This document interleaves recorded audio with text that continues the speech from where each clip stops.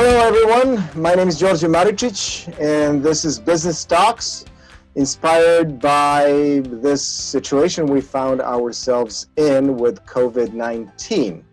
But it's more than just COVID-19, it's about the opportunity to share thoughts, experiences, knowledge, and to see how we can cope with current situation and what's to come.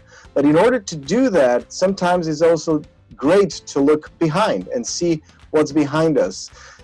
That's one of the reasons why I invited Professor Mark Jantzen, Professor of History at Bethel College, Kansas, my alma mater. So to see what can we learn from history, what conclusions can we draw from history about this situation and what's waiting for us. So Mark Jantzen, as I said, history professor, someone who has experience not only with books, but also with living in European countries for about 7+ years, specifically Germany and Serbia. Isn't that right? That's correct, yes. Mm-hmm. So, Mark, why did you at first say, okay, let's do this? Why did you accept to talk about how can business learn from history? Well, you know, every year when I teach history classes with students here at Bethel, I try to think about what is going on currently that might help them make sense of the history that we're talking about. Because it's kind of a two-way street. You get interested in things in the past because you're trying to understand the present. And sometimes you notice things in the past that are really strange, and then you look around and you say, wow, the present is like that too. So every time when we go through the history classes, I might have a little bit of a different emphasis. So if there's a particular crisis at some point in the world, when I talk about the history of that part of the world, I can say, you know, it's not the first time that's happened there. Or when there's an economic crisis, 2008, for example, all of a sudden talking about the Great Depression and the reaction of governments to that got to be more interesting. Mm-hmm. And so now, of course, going through history, and when you get to the history of World War I, I talked about the war, but now, of course, in this situation, one is much more aware of, at least as a historian, the fact that right at the end of World War I, there was a major global pandemic that I otherwise would never talk about. But this year in class, actually we were online already by the time I got to World War I in the class where I was teaching that. You know, I went back and did a little bit of research on the history of the Spanish flu and that global pandemic that was just 100 years ago. Mm-hmm. And unfortunately, I can't see from students now online the same kind of reaction. We didn't have the same kind of chance to talk about it. So I'm not sure what their reaction was, but to me, it's been fascinating to think about 100 years ago, we were going through many of the exact same things. Mm-hmm. And you said people usually look at things like it's first time it ever happened, and then you look back in history and it's not. But isn't it actually true that this happened for the first time? Like this kind of pandemic? Well, you know, historians would get interested in then the kind of definition. So what we might rephrase that question.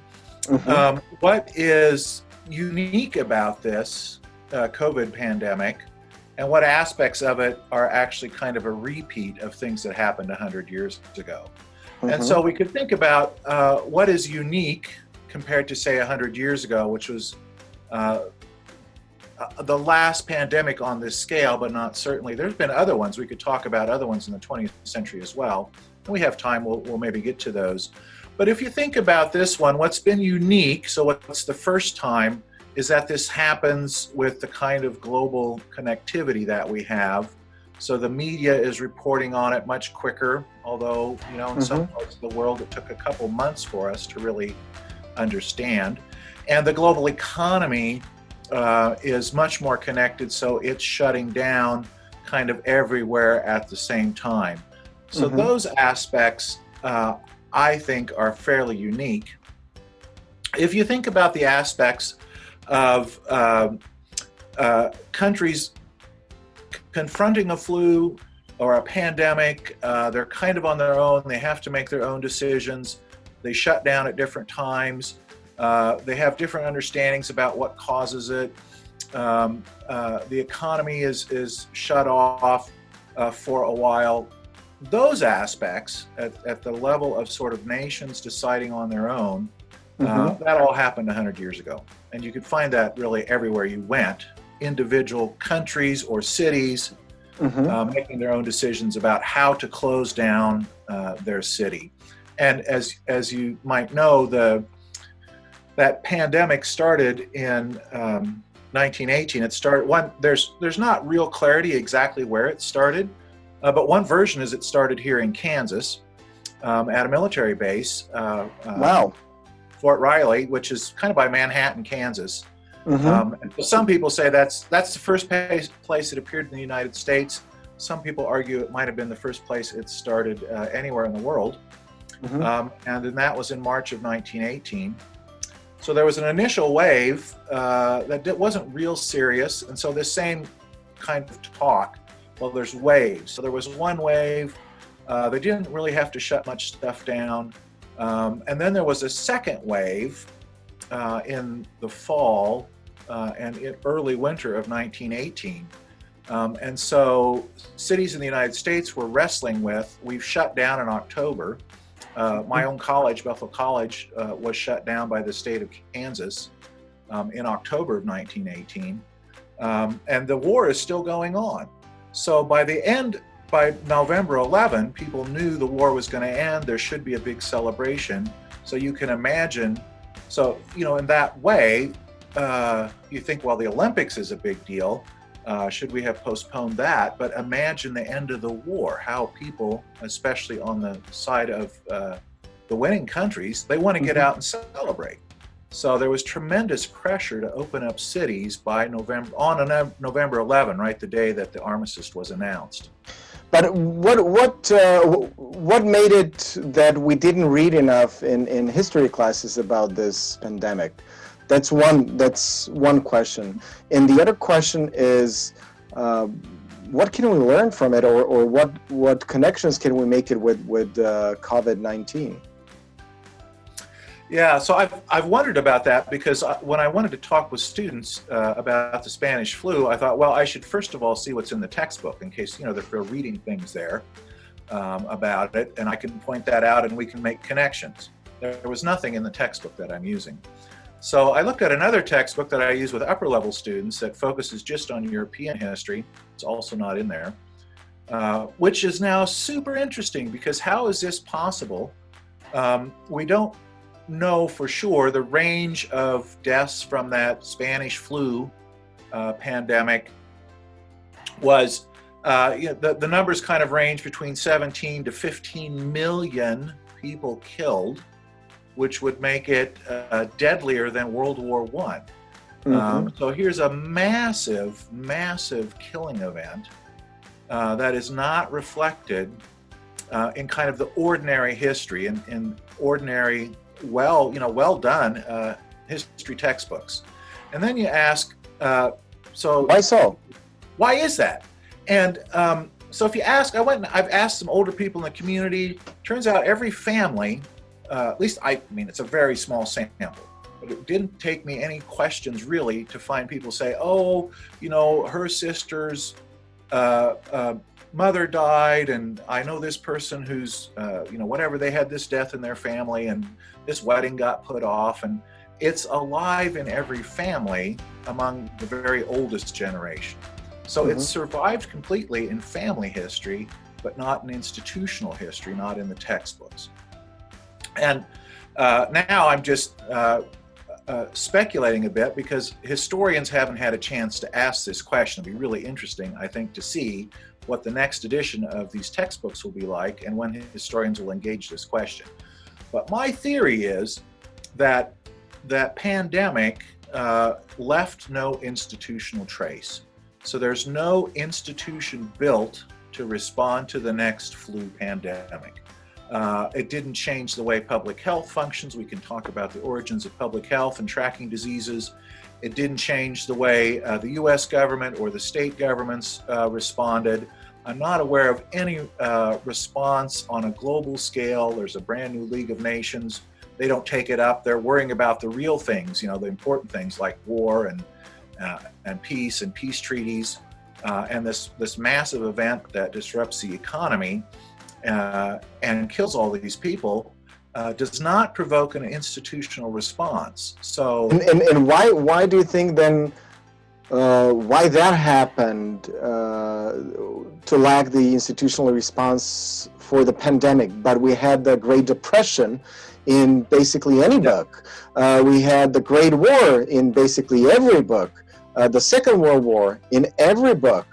What's going to happen with COVID-19? And in that sense, what connections do you see both on institutional level as a historian, but also drawing some conclusions from economic level?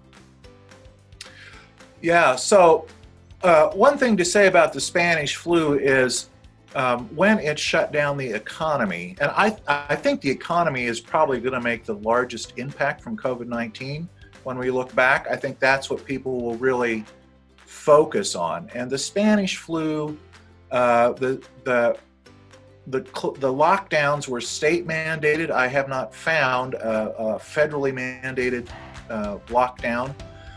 And they were relatively short. So Bethel College was closed once. This is just an example. Bethel College was closed for a month from mid-October to mid-November. Then they came back, finished out their semester in February when it should have been finished in December. Then they started up again, had to close in March, again for another month, and then they finished out in June. So if you think about that disruption, it's much less than what we're doing now. Bethel closed in the middle of March, and we're closed through May, and we're not quite sure what will happen next. So do you think that we learned something from it? Well, the thing that we've learned from that is nobody thinks we're going to get anywhere close to 50 million deaths. And of course, we don't know that the diseases have the same fatality rates and all of those other things. But we've really, there were probably 60 million Americans were infected. They couldn't do tests, but that's what they're guessing. So basically, we got very quickly to herd immunity in the Spanish flu, and all the people who couldn't make it just died. So what we've learned is there seems to be in the public health world a really strong understanding that we have to close down the economy to save lives. And they learned that lesson not from the Spanish flu probably, but from other 20th century pandemics that weren't as big. Okay, now you made me raise another question. You have to close the economy to save people's lives, right?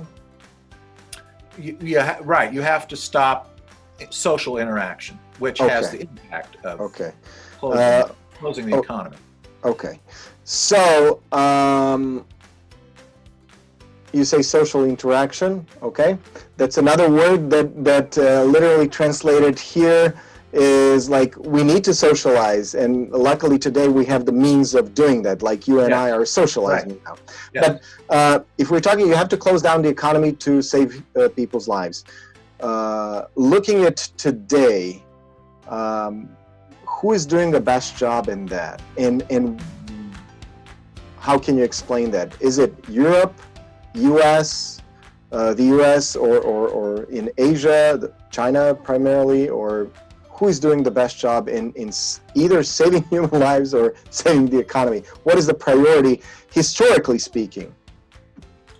Well, there'd be other people much better informed than me who could talk about who's doing the best job today. I think you can look at these charts and show where the most deaths are and so on, and get a sense. Some countries are doing pretty well, and some countries are not.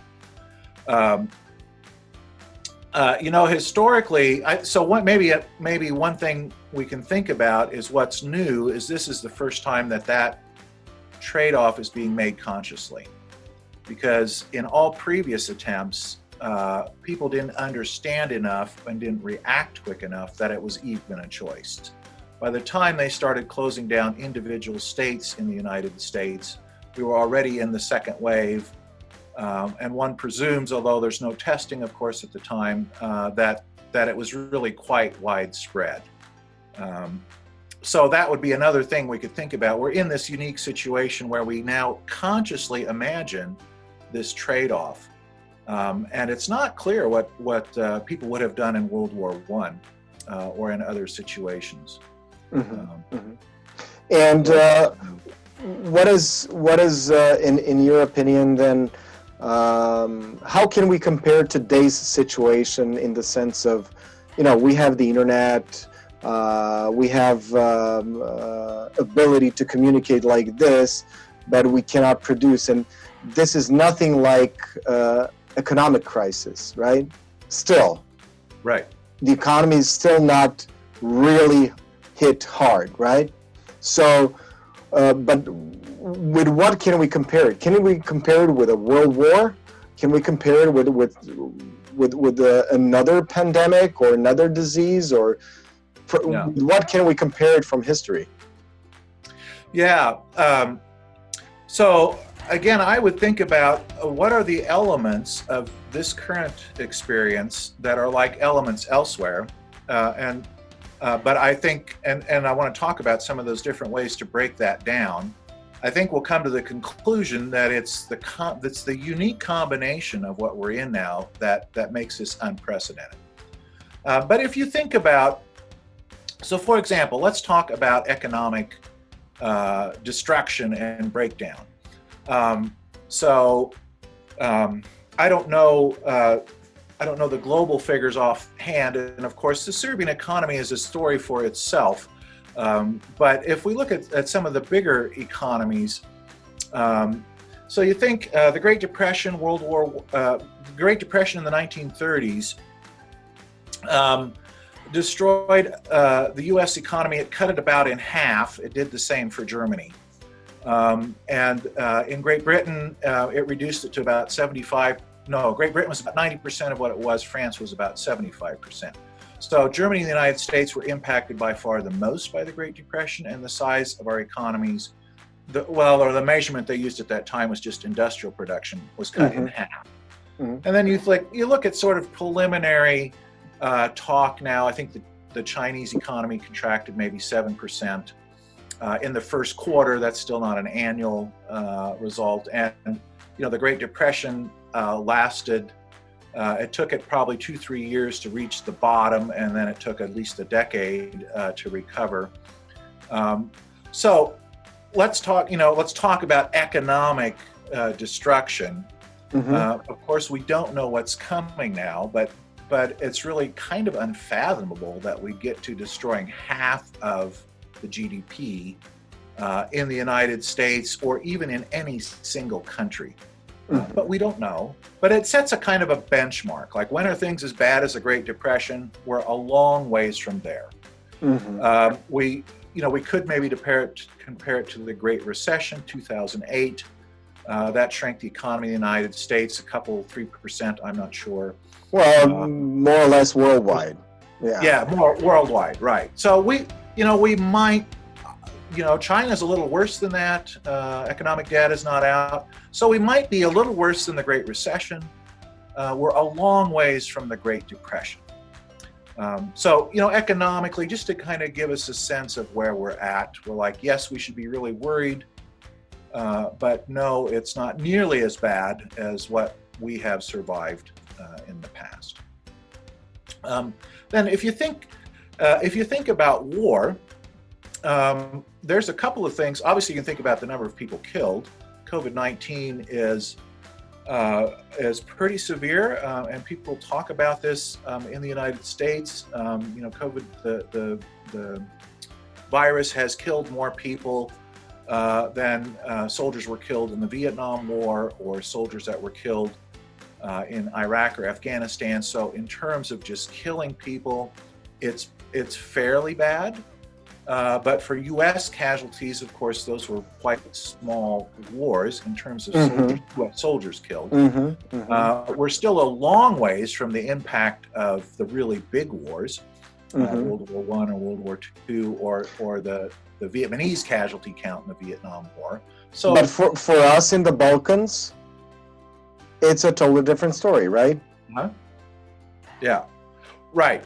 Yeah, you might think about, the war experience there is much more recent, and I think there too, just the killing of the wars in the 90s was higher than what you're getting from COVID-19. So again, you would say, on the scale of, if you think of wars as mass casualty events, COVID-19 is not going to get there. The place where we are in a war, I think, is in the way the governments have now regulated our lives. So this is the same. In a wartime, the government tells you there's a blackout, there's air raids, go to your shelter, you have to do this, you can't go wandering out. There's curfew, you have to close your store. In this country, there's debates about, can the government force companies to manufacture ventilators or masks? And all of that happens under wartime powers. It's laws that were created to fight a war effectively that give the governments power to do that. So in that sense, we are at war, and we are required by our governments now to do these things. Now we might say in the public interest, but really it's a national security question. And the idea that the government has to protect people in a war is being carried over into the government has to protect people in the face of this infection. So we've all gone to war, which is kind of interesting. And I haven't seen too many commentaries talking about the fact that that's the sense in which we're at war. Our governments now have more or less complete control over every aspect of our lives and our society. But you lived also in those kind of societies where the governments did control a lot. So I see behind you a flag of DDR, right? Yeah. So when did you live there, and how can you compare that experience with this situation as well? Is it comparable, and to what extent? So first of all, I lived in East Germany from 1988 to 1991, which is complicated history. So the first year I was there, it was East Germany, and then the government kind of went away because some of us were out on the street protesting against it. And then there was a year where it was a democratically elected East German government. And the last year I lived there, it was part of a united Germany.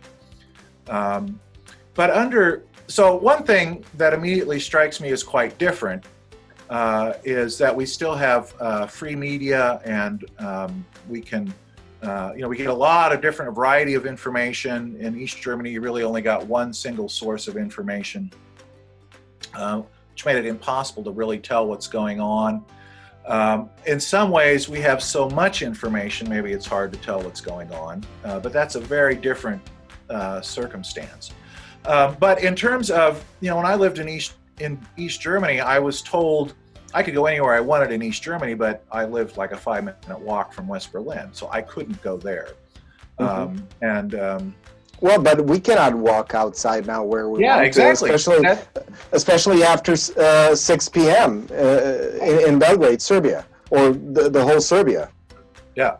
And we cannot go to Hungary now. We cannot go anywhere. We're locked in our countries. That was East Germany. You were locked in your country. You couldn't go anywhere. I mean, we could at least go outside, but you couldn't. East Germans, it was a little. Actually, East Germans had more freedom under the worst of communism than we have now in terms of freedom of movement. Oh, isn't that interesting? That is really interesting. But again, we don't think about it in those terms. We just accept it because now we know that that's public health necessity as opposed to a communist government political directive, what they're just doing to to preserve their power. Mm-hmm. Mm-hmm. So I'll if we compare pandemic, that's where we were with a war situation or the Great Depression, if we look at casualties, as you said, one measure of comparison, or one way to compare the severity of pandemic and with wars is the number of casualties, right? For the U.S., it's worse than the war in Vietnam or Iraq, right? But for Europe and especially for the Balkan countries, it's not even close. Right. Yeah. So the perspective there is definitely different, right? So can we say that there is more fear in the U.S., or is it this American attitude, we can beat everyone, something that's a game changer there? Or where do you see potential for, I don't know, coming out stronger from this pandemic? For who? U.S., Europe, Balkans, China? I don't know. A lot of questions, I know, but yes. Well, I would say I don't really sense much fear in the United States. I think there's an appropriate amount of caution. And of course, everybody has elderly people in their family. So you worry about, in my case, I worry about my parents-in-law. They're in a facility for the elderly. We know those things are really dangerous. So people are prudent. I wouldn't say that the United States as a whole is fearful. It's a little hard for me to tell. Again, I would say if we want to look for what is going to come out of this that will strengthen the U.S. or Europe or the world, I think, are we going to build more sensitive and sensible institutions or not? And I think it's a little early to tell how that will play out. What do you mean? What do you mean by more sensitive and sensible institutions? Yeah. So you could find. Let me just go through a little bit of a list of some pandemics in my lifetime, not in yours. So in the United States in 1976, there was an outbreak of something they called swine flu that started at a military base, Fort Dix in New Jersey. And they think maybe it originated there, and they feared that it was going to be a global pandemic. So they ramped up, they created vaccines, they started to require Americans to get vaccinated. I don't know how the world responded to this. I mean, it started here and we had the biggest response.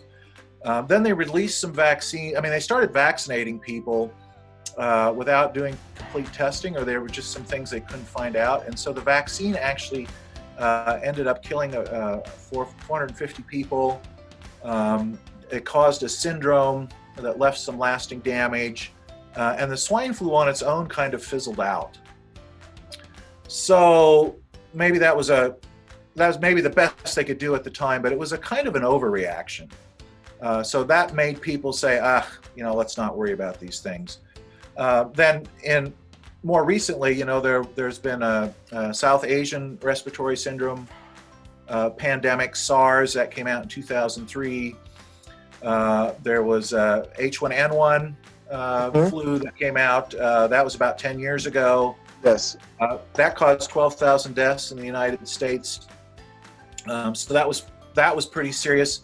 After that, then we started to build in the United States. There was talk about connecting this to our Centers for Disease Control, which is the main kind of national federal institution to look after infectious diseases, and to try to build some capacity there, or just to pay some attention. But it did not get, so it's embedded in a federal agency that has a lot of other responsibilities. Mm-hmm. So it's just a one part of much bigger system. Right. And Exactly. what you're saying, it's your concern is more about institutionalizing those kind of things. Is the awareness of the federal government in the U.S. Be much higher because of, let's say, COVID-19 now, especially, to be prepared for maybe something new. But in Europe, we have those institutions, but also we have worldwide the World Health Organization that Right. watches that, right? So Right. isn't the point of globalization, and the U.S. is one of the leaders in globalization, to connect everyone so we can all communicate, do business, grow, right? Exchange knowledge, and inform each other if there is a new disease coming out and what measures do we need to take. Right. So I would say you always ask way too many questions. I can't answer that many at once, but I would say, if you think about WHO, for example, the World Health Organization, or the United Nations, I mean, it's a part of the United Nations. So we all know that system doesn't really work very well. You can ask people in the Balkans their experience with the United Nations in the 1990s. Do people think, oh, that really worked well? When they came in here, they really took good care of us. I mean, you won't find anyone who thinks that. So the reality is, I mean, I think that's a good aspirational goal. The reality is those institutions at best can coordinate among willing national actors. And if your national actors are not willing, there's nothing the UN could do. So for Europe, if you really want to coordinate things, the question is going to be, what is the European Union going to be able to do? And that, I think, is still a very open question. Is the UN cooperating well? Depends on if you ask the British or, who do you ask? So the UN, the European Union has a lot of challenges. And if you'd ask the Italians now, I think they'd say, well, at the end of the day, nations are kind of left on their own. We don't get enough help quick enough.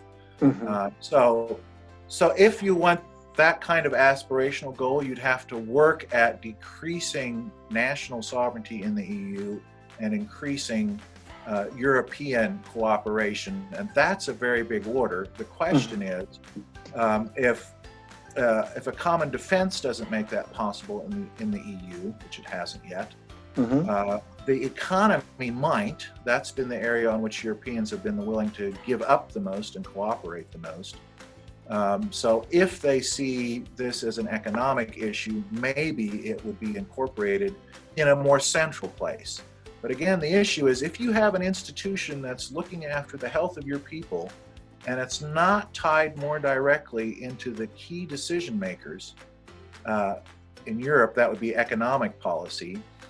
In the United States, we might talk about its own federal agency, which is what we did after 9/11 and those terrorist attacks. We created a Homeland Security. And so there's an agency that is now, at the top of the level, directly reports to the president, has lots of direct connections to Congress. It can't just wander off and disappear, which is what happened to our unit in the Centers for Disease Control. It atrophied, no one paid any attention because it was too far down, that it just disappeared. So I would say, the EU should have, a cabinet level or a pan-European level public health office that could address these things, including pandemics. That would be a sign of real systemic change that would help for pandemics. So basically what I'm getting from you is, again, two things, people and the economy. Yes. And what changes or major changes in the economy have we seen in the past, in the sense of what changed in the industries? So what can we maybe predict that now will change, or should we expect that this pandemic is a game changer for all of us? As a historian, I would just say I think it's too early to tell. The Spanish flu pandemic changed nothing in the economy that I'm aware of. Not one thing. Closed it down, opened back up. Okay. But it was fairly short and somewhat localized, not as global. What about the Depression, the Great Depression? Well, so the Great Depression changed a lot in our economy. I think on a global scale. I think globally, good grief, the Great Depression changed so much you hardly know where to begin. But just in the economics, I mean, it played a huge role in starting World War II, and that led to a whole other set of things. Without a Great Depression in Germany, it's hard to imagine the Nazis would have come to power. The Great Depression radicalized politics in Europe. The Germans and others were voting in greater numbers for the Communist Party in the Great Depression in different countries. And we've maybe seen a little bit of that, but that would be something to really watch. Will this economic crisis mean that voters turn to more and more radical solutions? And will it endanger democracy? That was one of the outcomes of the Great Depression. We have people now complaining about their freedom rights in many countries because of the measures that governments are taking due to the COVID-19 crisis.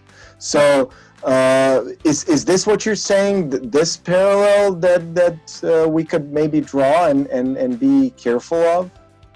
I would think so. So you have to. The other parallel from after the Great Depression was a sense of, in some countries, blaming other people or blaming other groups. Why doesn't our economy work? The Nazis, of course, were happy to blame the Jews, even though it had nothing to do with it. I think there was a kind of a general rise among some people in Europe, and certainly in the United States, in anti-Semitism, xenophobia.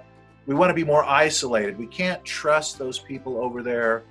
We have to hunker down. And I think in this, this sense now that, the Chinese are hoarding all of the personal protection equipment, or they did this or that. And I mean, there's all kinds of talk floating around about other groups that are doing things. And so a sense that we have to just look after our own nation or our own people.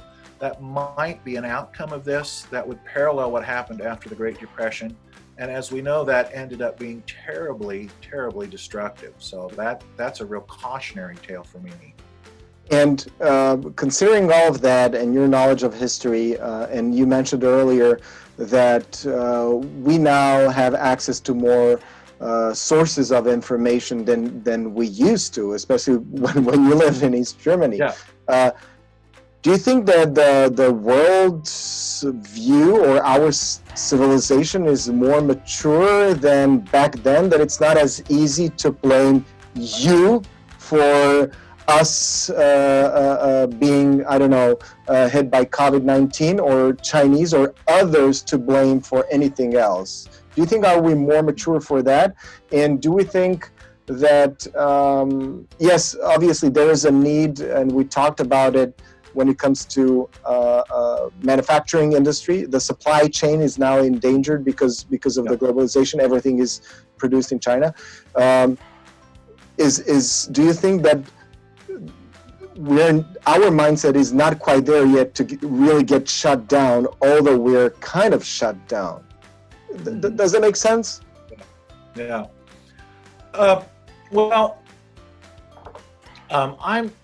I'm not real sure, where this will end up. And it's a little hard for me to say yet. I would say I'm not that optimistic that we're necessarily become better people in the sense that we'll resist those temptations. One hopes, that you've learned from history, but I'm a little pessimistic about that. And one of the reasons is, if you go back and read the accounts, even in ancient history, so you can go all the way back to Athens, which is kind of in your neighborhood there. They had a plague in the Peloponnesian Wars. This is in 430 BC, so we're talking almost 2,500 years ago.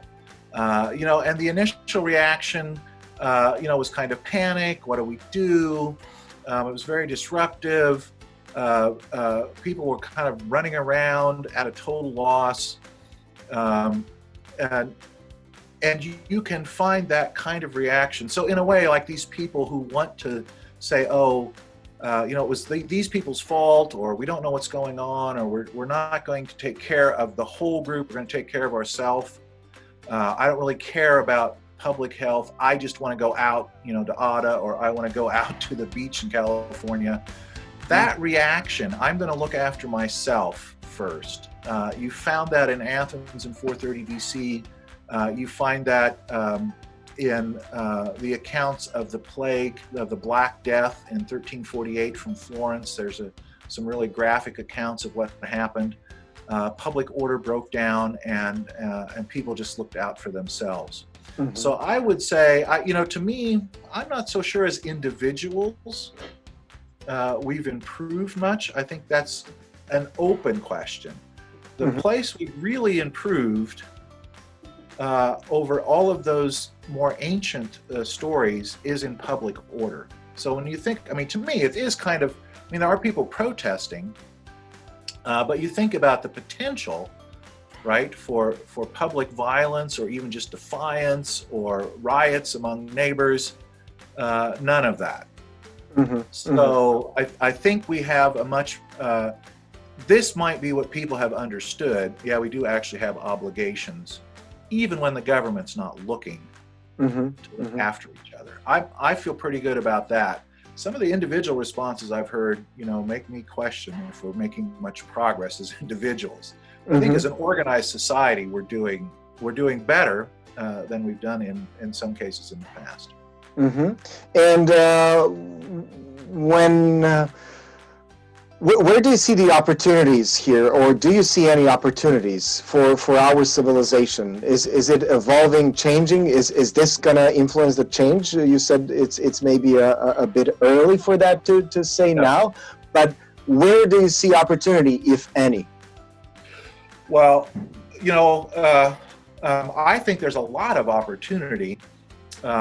And again, I'm probably going to think a little more on a macro level than so much for individuals, although we could get to individuals from this conversation perhaps. The other thing that happened after the Great Depression, and I think the biggest impact from this pandemic is going to be in economics. So I think the Great Depression might actually teach us more than other pandemics.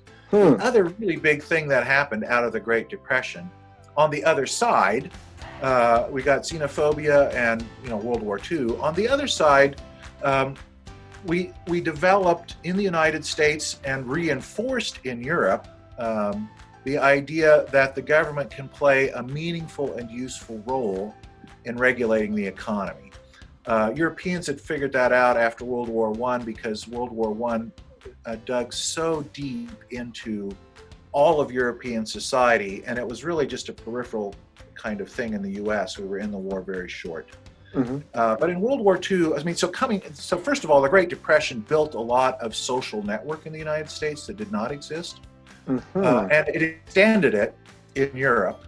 And then World War II demonstrated that the governments can run things effectively. And after World War II, to provide for all of those tremendous needs of, widows and orphans, and Europe was, devastated.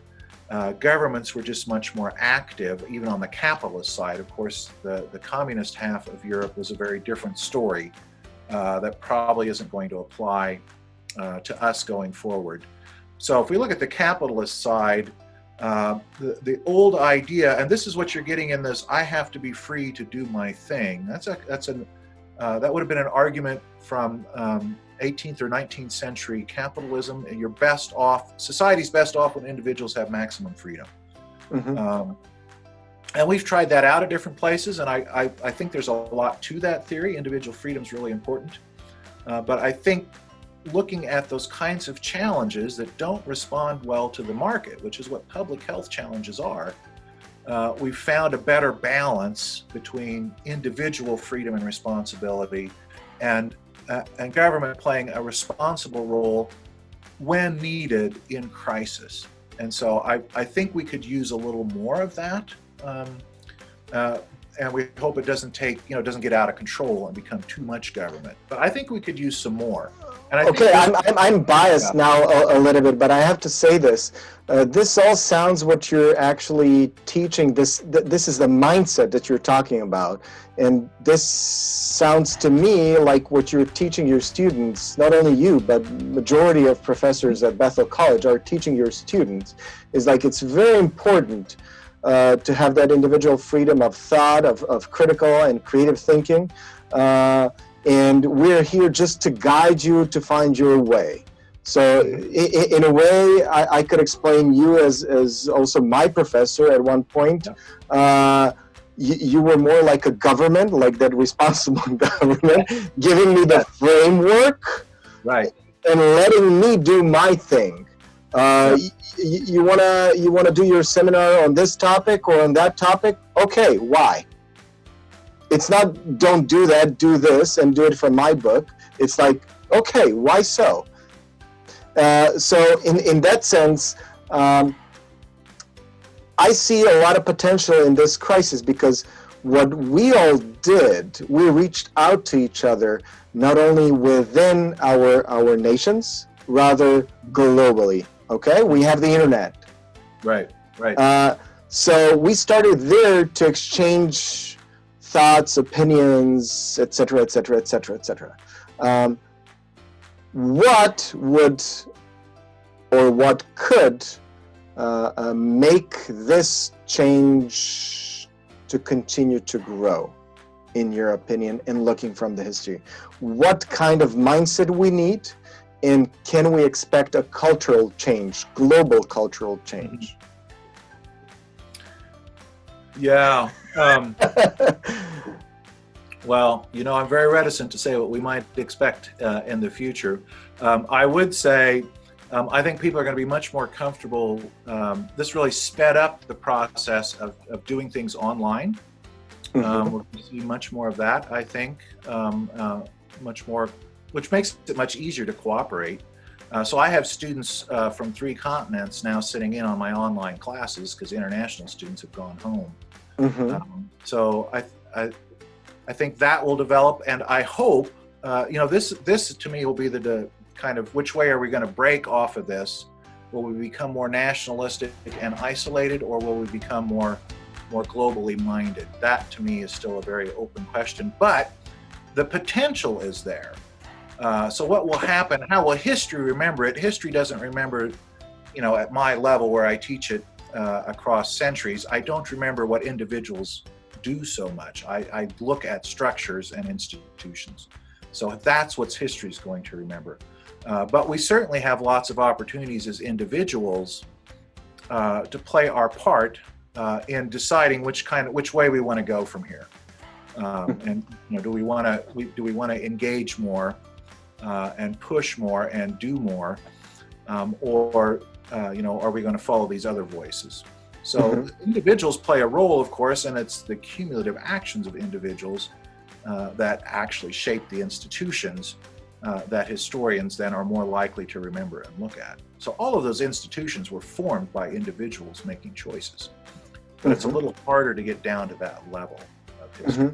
So we have individuals that changed, or at least that's the history how we remembers them. Right, we have individuals that changed the institutions, that changed the nations, that changed the history. What do we need to do? I mean, I don't feel necessarily that the history needs to remember George Maricic in particular, but what can we do to maybe support someone else to do that, to be memorized like that, or what can we do individually to influence this cultural change, learning from the history? Yeah. Well, as you know, I'm a big fan of international exchange. So I think, I still encourage my students. I mean, now obviously we can't, but I'm trying to find ways to get students out of the U.S. to see a different culture, and I always welcome people from outside the United States to come here. As you know, the U.S. looks much different living in Kansas than it does from a TV screen or a movie screen in Serbia. So we just, and vice versa, of course, is true. So we need, when we can, we need to get out and experience more. And I think those international exchanges are crucial, and we need more of that. And so whatever we can do to encourage individuals, to push our schools. I've worked some with Bethel to increase that, but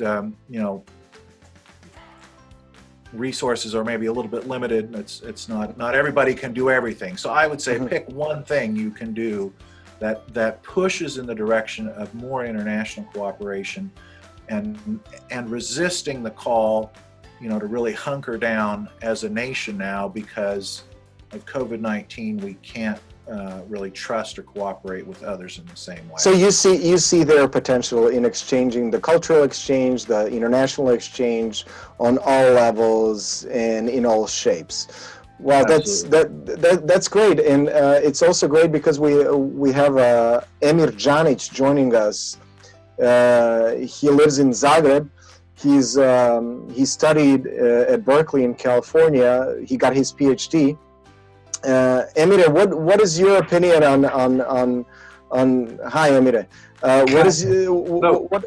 what is your opinion then on this cultural change and listening to what Mark Jantzen had to say about history and international exchange?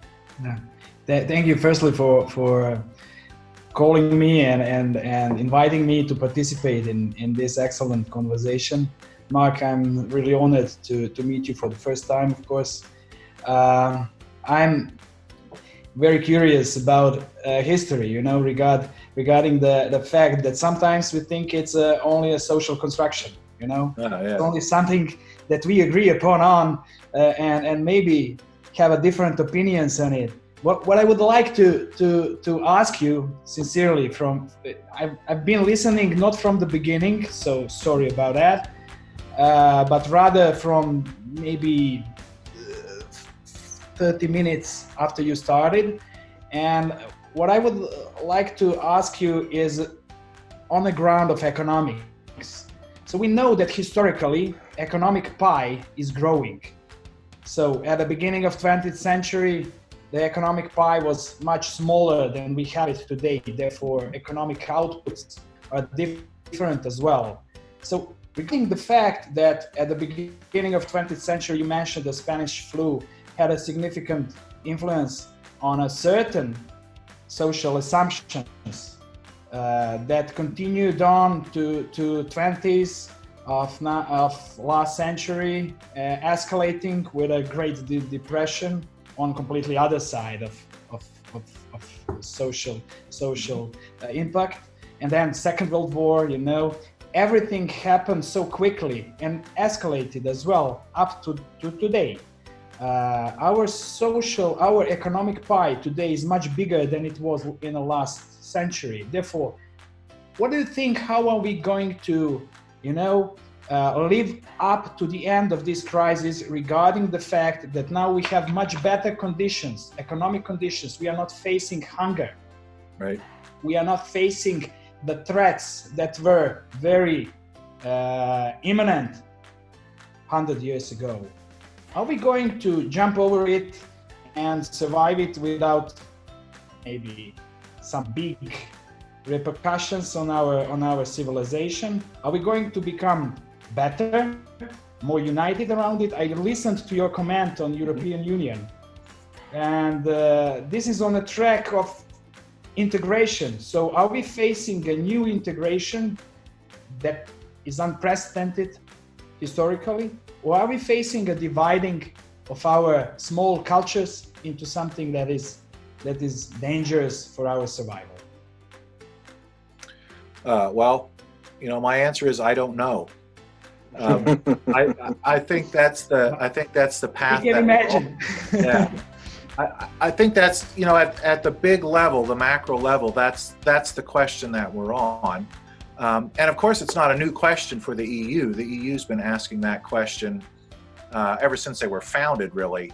A sense that they need more and more integration to survive and to be viable. And where are they willing to go to the end game on that? Or can they find some stopping point and be satisfied? And I think what this pandemic does is really sharpen that question and make it much more urgent. But I can't tell that it's going to tip the EU one way or the other, because you always hope, that people will be more empathetic, but then they run into, even with this is the part we were talking about a little bit earlier. This is the part about individual human nature that maybe has not changed so much. So the ancient response to plague was run away, look after yourself. And that's a kind of a shorthand for, does the EU want to integrate more and look after everyone, or does the EU want to, and other nations in the world, want to look after a smaller group of people and not worry about everyone else? So I think human nature hasn't changed that much. And therefore, I really have no idea how that will play out. But I think the question is well formulated. That's what we have to look for. Mark, if I remember correctly, your interest in the Balkans was more on a personal level than that you studied in the U.S. There is not much to study about the Balkans per se. Maybe not in so many details. What kind of opportunities do you see, or do you see any opportunities for the Balkan countries now with this situation? Looking at history and of course the trends. Yeah. Wow. The Balkans is such an interesting place.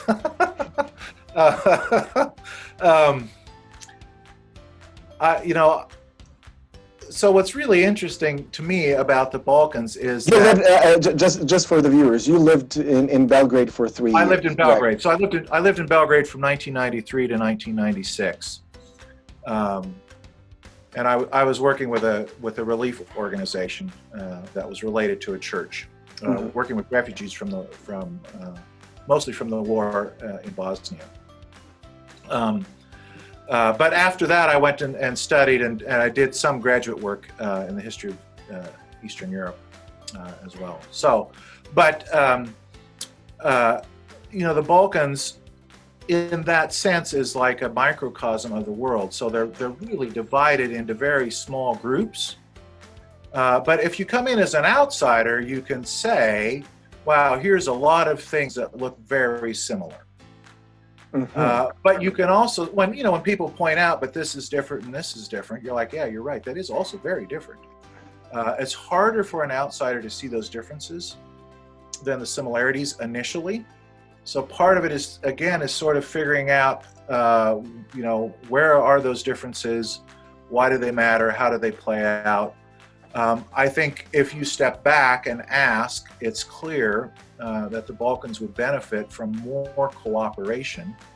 But given that the history and the reality of difference, that is too tall of order.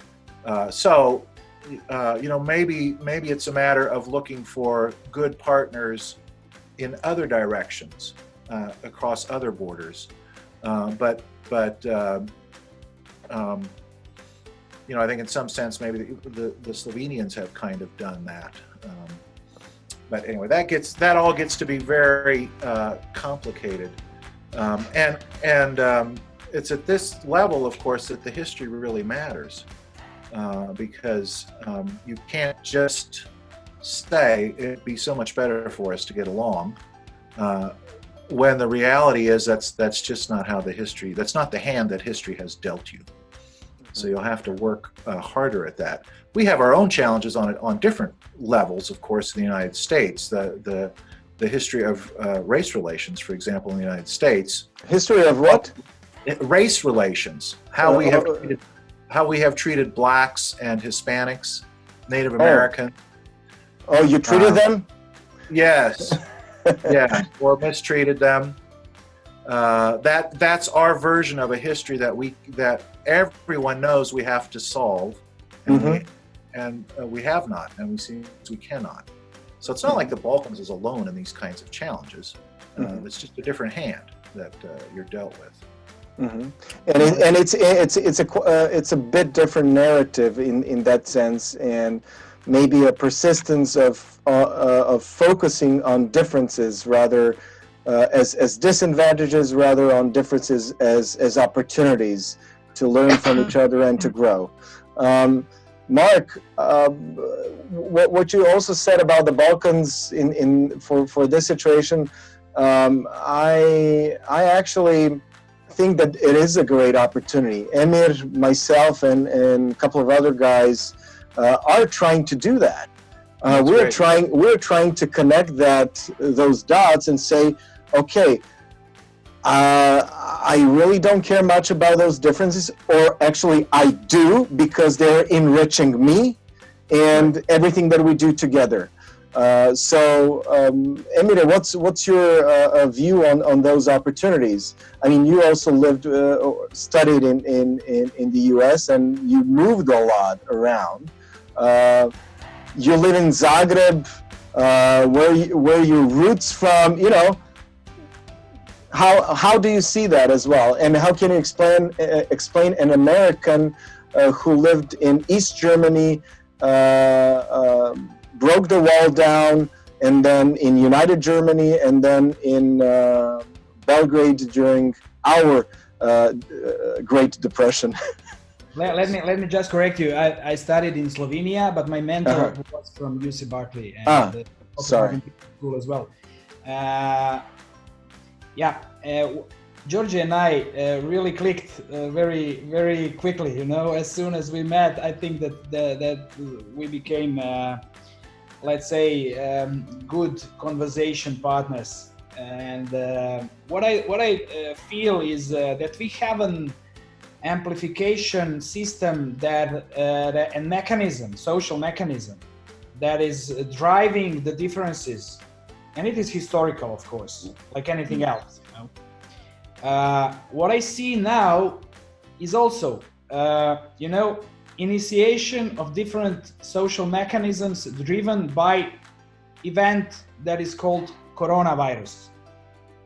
There are many historical moments that led to similar changes as we see today. I like to draw ball to my part of field, so I always love to see things from cultural perspective.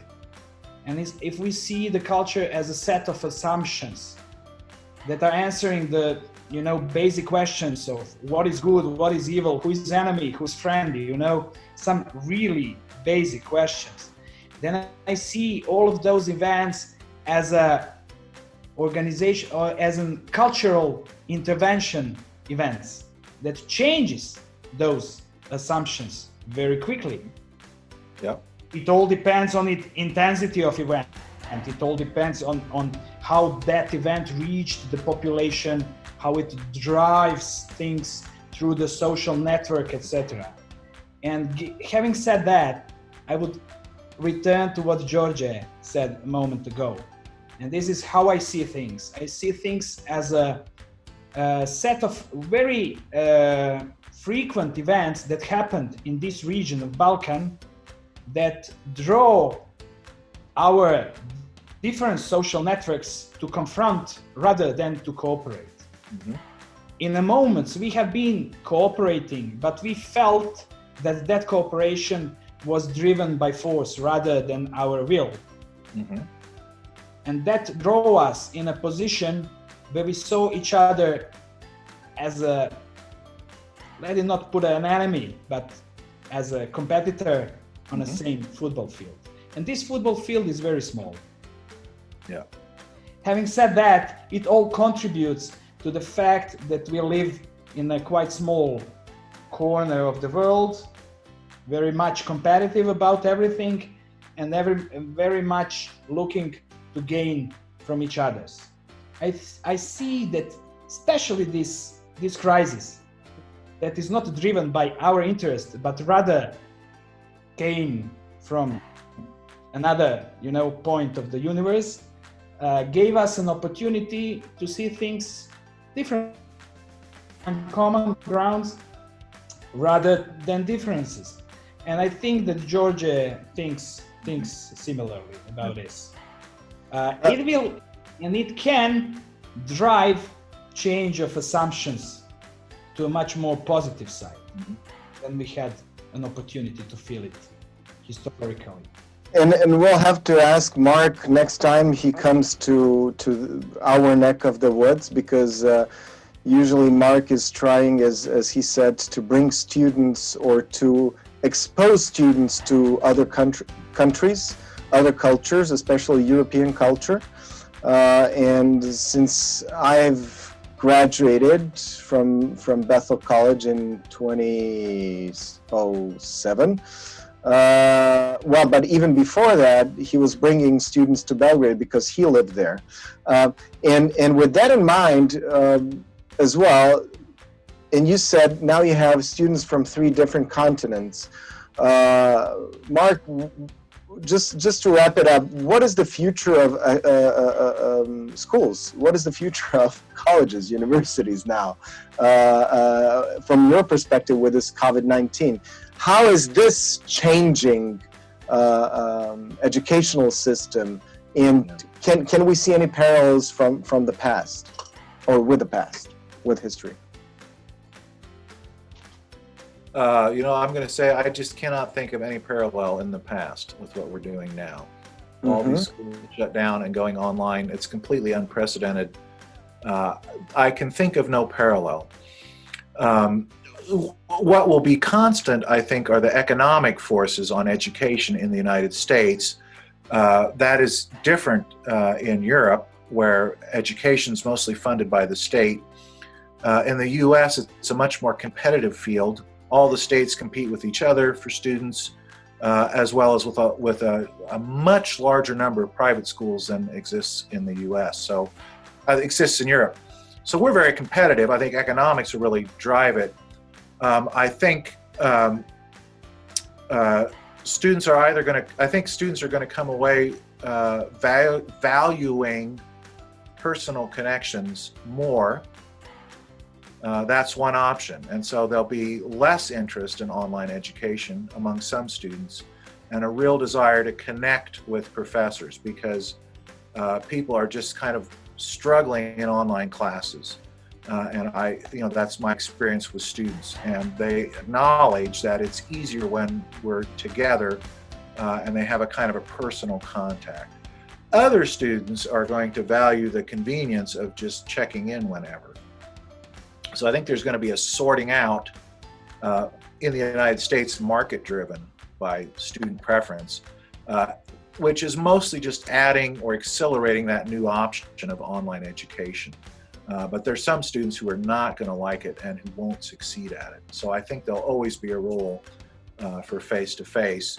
European education, I'm not sure how that's going to go. What I've mostly followed sources in Germany, and I have a daughter who's actually living at home and taking online courses at Wuppertal University in Germany. And what I have seen is at least the Germans are very poorly prepared for this, much less nimble than we were in the US on this particular point. It would take so I don't see it changing much of how Germans do things, unless people get much more up in arms about how that's gone, if it would continue longer. I don't know. I don't know anything about how it's played out in the Balkans. What's your experience been there on that? What I would like to ask you for the very end is, for me, experience studying at Bethel College just strengthened and enforced the necessity of critical and creative thinking. How can you share that with others, or why should we at all consider going to college now when it's just a piece of paper? It doesn't necessarily mean that when you graduate with a business degree that you really know how to run a business, or any other degree. It's you need to get your master's, then your PhD or your postdoctoral studies, or I don't know, just inherit a lot of money from your dad. The piece that's missing in education, and that's been driven especially in the United States, but I think it's coming to Europe as well, is this sense that education is an economic investment that must produce a return economically. And as you know, if you think about the German word for education, Bildung, that would have kind of two ways to translate it into English. One would be education, which is the usual way it's done. The other is formation. And so this aspect of education, it does actually form your character, or if you want to even go into neuroscience, it forms the pathways in your brain in a particular way. Exposure to language, to music, to literature actually changes your brain. I tell my students, writing things down by hand changes the way your memory works, makes it more efficient. So there's a lot of ways in which education is forming people that is crucial, but it doesn't have the same kind of direct economic payoff that you get when you have a certificate and they give you a job and a paycheck if you can do the job or not. So that's a constant. So we actually have to educate people about education, and we've done a terrible job of that in the United States. I think it's more embedded in European culture. To value, well, yeah, it depends a little on where you're at. Well, I could say, at least from my perspective, I didn't have to buy your book to have it signed by you and to repeat each line as you wrote it in your book. That's what I can say, and that's what I've been hearing from a lot of people. Not all professors are like that in Serbia, but I've been hearing that story a lot. If you want to pass my class, you need to buy my book, have it signed by me. Of course, newly edition, not the not the secondhand one, and you need to repeat my sentences. So in that sense, I could say at least what I really appreciated, and I still appreciate it, is that you like to be challenged. Professors at Bethel College like to be challenged and see what we can bring as students. So, and it is forming, and thank you for being that influence, that little influence in my life as well. Well, and it's always a two-way street. I learn something every year from students. That's what makes it fun. So, yeah. Well, Mark, thank you very much. I hope we'll be able to talk again, maybe to expand this topic and move in different directions.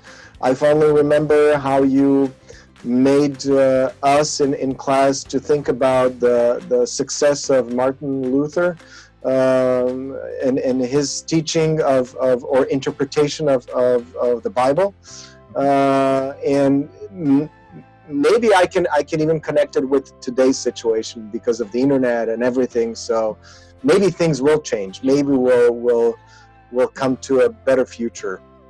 Yeah, we hope so.